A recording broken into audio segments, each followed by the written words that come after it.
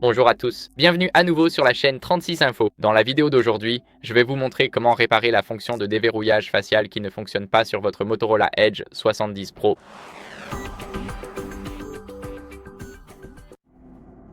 Alors, tout d'abord, ce que vous devez faire, c'est nettoyer la lentille de la caméra frontale avec un chiffon en microfibre. J'ai justement un chiffon en microfibre ici, donc je vais vous montrer comment faire cela facilement. Je l'enroule simplement autour de mon doigt, puis je passe doucement sur la caméra, juste ici.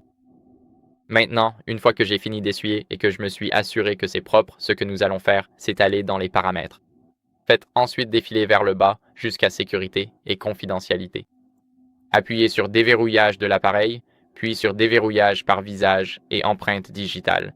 Entrez votre mot de passe et cliquez sur déverrouillage facial. Supprimez les données faciales pour les réinitialiser. Cliquez sur déverrouillage facial, regardez la caméra sous un bon éclairage, puis cliquez sur configurer et fixer l'objectif. Ici, vous pouvez sélectionner les deux options. Et maintenant, je vais simplement cliquer sur suivant et continuer.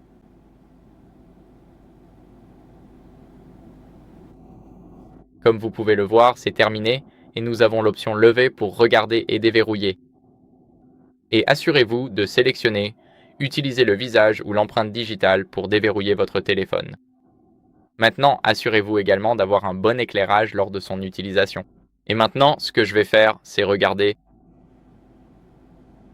Et il est indiqué déverrouillage par le visage juste en bas ici, donc cela signifie que tout fonctionne correctement. Et bien sûr, c'est essentiellement comme ça que vous pouvez faire. En dernier recours, si cela ne fonctionne toujours pas, je vous recommande d'aller dans les paramètres de mise à jour logiciel et de mettre à jour vers la dernière version. Alors passons en revue. Cliquez sur vérifier les mises à jour. Et maintenant, il initialise tout le processus, il va vérifier les mises à jour.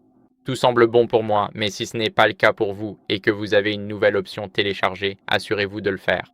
C'est très important pour que vous ayez bien la dernière version et que vous éliminiez tous les anciens bugs. Voilà, c'est tout pour cette vidéo. J'espère que ça vous a plu. Si oui, likez, abonnez-vous et commentez. À la prochaine, salut!